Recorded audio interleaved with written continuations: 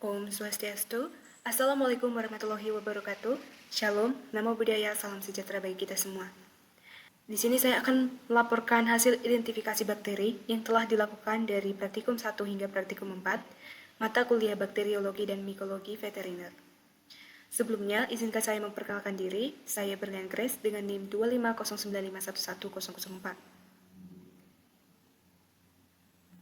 Adapun yang akan dibahas dalam CPL kali ini, yang pertama, pengenalan alat pembuatan media dan isolasi bakteri. Yang kedua, pewarnaan gram dan uji katalase. Yang ketiga, uji biokimia dan gula-gula. Yang keempat, uji sensitivitas kuman. Namun, sebelumnya izinkan saya membacakan latar belakang CPL saya pada hari ini. Signal Lemon, spesies ayam petelur, strain Lohmann Brown, umur 32 minggu, populasi 5.000 ekor, lokasi peternakan semi tertutup, Kecamatan X, Kabupaten Y. Adapun anamnesisnya, pemilik melaporkan bahwa sejak 5 hari terakhir, ayam menunjukkan penurunan nafsu makan yang signifikan.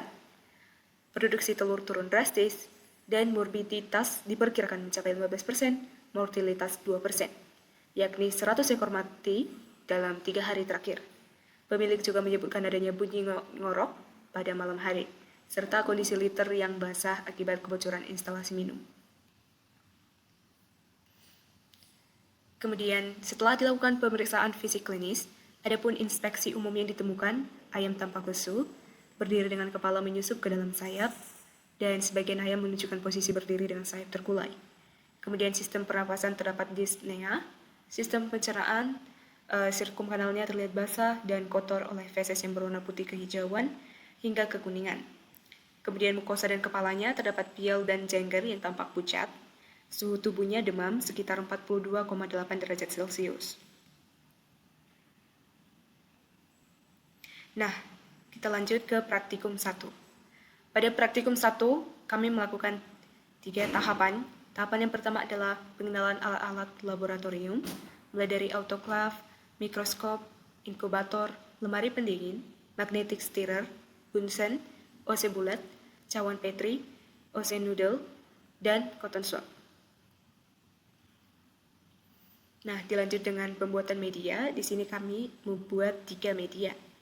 Alat dan bahan yang dibutuhkan adalah autoclave, bahan yang disterilkan seperti pipet dan tabur reaksi, nutrien agar sebanyak 2,8 gram, Aquades, timbangan, Erlenmeyer, magnetic stirrer, dan cawan Petri. Prosedurnya yakni dapat dilihat di tampilan. Kemudian dilanjutkan dengan isolasi bakteri. Di sini, alat dan bahan yang dibutuhkan adalah kultur bakteri, OC, Bunsen, alkohol, dan media yang telah dibuat sebelumnya, yakni media nutrien agar, kemudian McConkey agar, dan eosin betaline blue. Nah, prosedurnya yakni melakukan penanaman pada sampel pada media padat dengan cara memanaskan OC pada Bunsen, kemudian ditunggu sampai dingin, kemudian diambil sampel yang telah disediakan. Kemudian OC digoreskan pada nutrien agar ataupun McConkey agar dan eosin betaline blue yang dimulai dari pinggir cawan Petri dan membentuk 4 kuadran. Sebelum ke kuadran berikutnya, OC harus dipanaskan terlebih dahulu, kemudian ditunggu dingin, agar nantinya bisa lanjut ke kuadran berikutnya. Nah, setelah itu inkubasikan pada 30 derajat Celcius selama 18-24 jam. Nah, berikut video praktikum yang kami lakukan. Baik, OC-nya dipanaskan terlebih dahulu, kemudian sampel bakteri diambil, setelah OC didinginkan. Kemudian menggoreskan OC ke kuadran 1 terlebih dahulu, kemudian OC-nya dipanaskan, dan lanjut ke kuadran berikutnya. Nah, setelah itu kami melanjutkan ke media yang lainnya seperti McConkey dan NA-plate.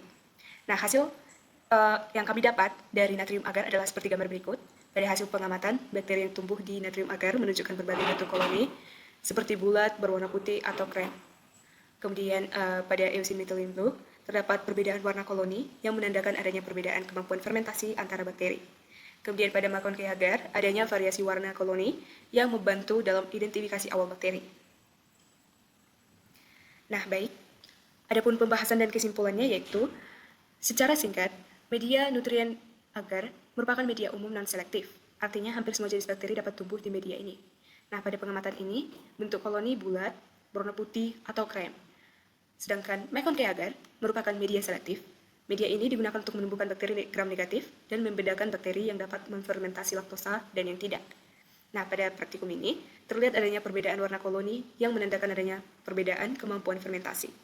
Sedangkan pada media eusin methylene blue, yang juga merupakan media diferensial, khususnya untuk bakteri gram negatif. Media ini menunjukkan bakteri yang menfermentasi laktosa dengan ciri khas tertentu. Hasil pengamatan pada eusin methylene blue ini menunjukkan adanya variasi warna koloni pada bakteri. Nah, dilanjut dengan praktikum 2, di sini kami melakukan pewarnaan gram. Alat bahan yang dibutuhkan adalah gelas objek, aqueduct, jarum inokulasi, bunsen, isolat bakteri, spidol, kristal violet, iodin, alkohol, safranin, serta mikroskop. Adapun proses pembuatannya, yakni dengan meneteskan 2-3 tetes zat pertama yaitu kristal violet pada permukaan gelas objek yang berisi bakteri yang sudah difiksasikan. Kemudian dicuci dengan air mengalir selama 1 menit. Ditetesi dengan larutan iodin dan dibiarkan selama 1 menit. Kemudian dicuci, kemudian ditetesi dengan alkohol sekitar 30 detik. Kemudian dicuci, kemudian yang terakhir adalah pewarna safranin dan dibiarkan selama 2 menit. Kemudian dicuci dengan air mengalir. Setelah itu, amati preparat pada mikroskop. Nah, tidak hanya pewarnaan gram, kami juga melakukan uji katalase. Alat bahan yang dibutuhkan adalah kaca objek, H2O2 3%, koloni bakteri, dan OC steril. Prosedurnya adalah siapkan kaca objek yang bersih dan kering, teteskan 1 tetes larutan H2O 3% pada kaca objek, ambil sedikit koloni, campurkan koloni ke bakteri ke dalam tetesan H2O2, dan amati reaksi yang berlangsung. Praktikum 2 yang kami lakukan dimulai dari pewarnaan gram.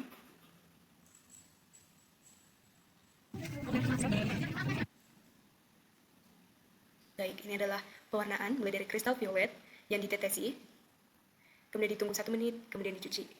Dilanjutkan dengan penetesan iodin, ditunggu selama 1 menit, kemudian dicuci dengan air mengalir. Nah, kemudian ditetesi dengan alkohol yang ditunggu selama 30 detik. Kemudian dibilas dengan air mengalir. Dan pewarnaan yang terakhir adalah safranin, ditunggu selama 1 menit, kemudian dibilas. Nah, setelah itu objek gelas dilap dengan tisu, kemudian dilihat di bawah mikroskop. Nah, uji selanjutnya adalah uji katalase. Dengan mengambil koloni bakteri dengan OC yang telah disterilkan. Kemudian ditestasi dengan H2O2 dan melihat reaksi yang terjadi. Baik, seperti inilah hasil laporan dari praktikum 2. Ada gambar yang telah tertera di slide saya. Mulai dari gram positif, nah sifat gramnya adalah positif, bentuknya basil, susunan bakterinya monobasil. Warnanya adalah ungu. Kemudian gram negatif, sifat gramnya negatif, bentuknya basil, susunannya streptobasil, dan warna merah. Adapun hasil dari uji katalase yakni positif menunjukkan pembentukan gelembung, gas, atau buih. Dapat dilihat di gambar. Baik, pembahasan kesimpulannya adalah pembahasan dan kesimpulan dari praktikum 2 ini, yakni pewarnaan gram terbukti menjadi metode yang efektif untuk membedakan bakteri gram positif dan gram negatif. Kemudian bakteri gram positif mempertahankan warna ungu karena lapisan peptidoglycan yang tebal, sedangkan bakteri gram negatif akibat lapisan peptidoglycan yang tipis dan adanya membran luar yang menyebabkan kompleks pewarna mudah terlepas saat dekolorisasi. Hasil pengamatan menunjukkan perbedaan warna yang jelas antara kedua jenis bakteri. Sedangkan uji katalase menunjukkan hasil positif pada kedua sampel bakteri yang ditandai dengan terbentuknya gelembung oksigen akibat penambahan hidrogen peroksida atau H2O. Hal ini menandakan bahwa bakteri tersebut mampu menghasilkan enzim katalase. Nah, kemudian dilanjut dengan praktikum 3, yakni uji biokimia dan gula-gula. Alat dan bahan yang dibutuhkan yakni medium TSI agar, media SIM, media MR, media VP, media Simon citrate, glukosa, dan sukrosa. Biarkan bakteri, tisu, alkohol, api bunsen, ose, dan inkubator. Nah, prosedur pembuatan uji biokimia dan gula-gula yakni koloni bakteri diambil dari media menggunakan needle steril, ditusukkan pada bagian tegak dari medium, digoreskan pada bagian miring medium, diinkubasikan selama 24 jam pada suhu 37 derajat Celcius, amati terhadap produksi H2S, fermentasi gula dan gas. Namun sebelumnya terdapat reagen yang harus ditetesi ke dalam media, yakni reagen VP1 dan VP2 ditetesi ke media VP, sedangkan reagen COVAC ditetesi ke media MR. Dan adapun media SIM ditusukkan pada bagian tegaknya, bukan bagian miring. Baik, ini adalah langsung kepada hasil pengamatannya, mulai dari TSIA dengan asid selan asam ditandai dengan warna kuning, asid baut juga asam ditandai dengan warna kuning. Gasnya positif dikarenakan menunjukkan gelembung. H2S-nya negatif dan ditunjukkan dengan tidak adanya endapan hitam. Kemudian SIM, yakni H2S-nya positif, terlihat warna hitam akibat pembentukan FeS. Indolnya negatif, motilitasnya positif. SCA, terjadi perubahan warna media dari hijau menjadi biru, disertai adanya pertumbuhan bakteri pada selan. Interpretasinya positif, yakni menghasilkan garam amonium. Sedangkan MR, terlihat bahwa medium berwarna merah setelah penambahan indikator methyl red dengan interpretasi positif, yakni menghasilkan asam. Kemudian VP, yakni terbentuk warna pada bagian atas permukaan media setelah penambahan reagen VPNA dan VPB. Kemudian uji gula, yakni ada 2, yakni glukosa. Media tetap biru dan terdapat gelembung pada tabung Durham. Interpretasi fermentasi glukosa yakni positif ditandai dengan ada gas di dalam tabung Durhamnya. Sedangkan sukrosa, medianya berubah menjadi kuning, tidak ada gelembung pada tabung Durham dengan interpretasi fermentasi sukrosa positif tanpa gas. Baik, ini adalah pembahasan dan kesimpulan dari praktikum 3, yakni berdasarkan hasil praktikum dapat disimpulkan bahwa isolat bakteri yang diuji merupakan kelompok bakteri fermentatif aktif yang mampu memetabolisme glukosa, laktosa, dan sukrosa dengan menghasilkan asam serta gas. Selain memiliki kemampuan motilitas atau gerak dan produksi H2S, bakteri ini juga mampu membuktikan bahwa menggunakan citra sebagai satu-satunya sumber karbon serta menjalankan jalur metabolisme asam campuran pada produksi asetoin. Dengan seluruh karakteristik biokimia tersebut, isolat bakteri ini dapat diidentifikasi sebagai anggota dari famili Enterobacter. Baik, ini adalah praktikum terakhir, yakni uji sensitivitas kuman. Alat dan bahan yang dibutuhkan adalah cotton swab, antibiotik, yakni terdiri dari 4 antibiotik, kemudian pinset, media agar, dan sampel bakteri. Prosedurnya yakni dengan mengambil koloni bakteri dan kemudian mengoleskannya menggunakan cotton swab ke media agar, kemudian letakkan dis antibiotik di permukaan agar, tekan ringan, kemudian inkubasikan dengan suhu 37 derajat Celcius selama 18-24 jam. Kemudian ukur diameter zona hambat dengan bandingkan ke standar CLSI. Baik, berikut adalah video adalah pengambilan sampel bakteri menggunakan swab dan dioleskan secara acak di media agar nantinya bakterinya turun. Nah, setelah itu ambil pinset dan tarik dis antibiotik sebanyak 4 jenis antibiotik, yakni K30, EXT25, E15, dan DA2. Kemudian beri nama tiap antibiotik dan inkubasikan.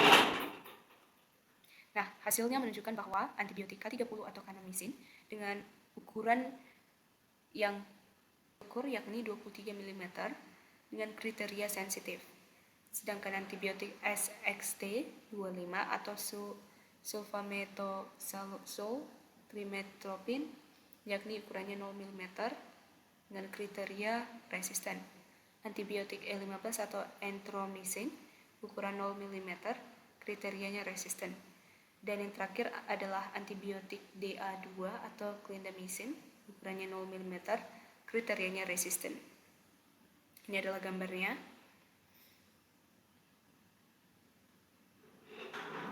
Nah, pembahasan dan kesimpulannya adalah berdasarkan praktikum yang dilakukan, bakteri uji dinyatakan sensitif terhadap kanamisin dan resisten terhadap SXT, entromisin, serta clindamycin.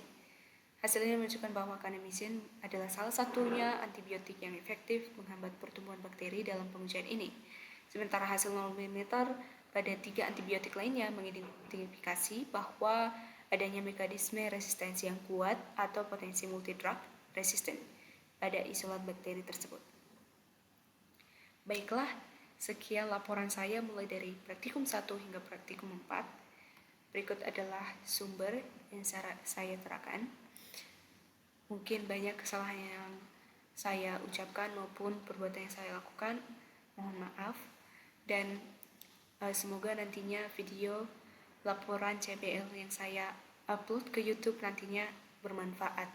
Sekian dan terima kasih. Akhir kata saya ucapkan Santi. Wassalamualaikum warahmatullahi wabarakatuh. Shalom. Namo Buddhaya, salam sejahtera bagi kita semua. Terima kasih.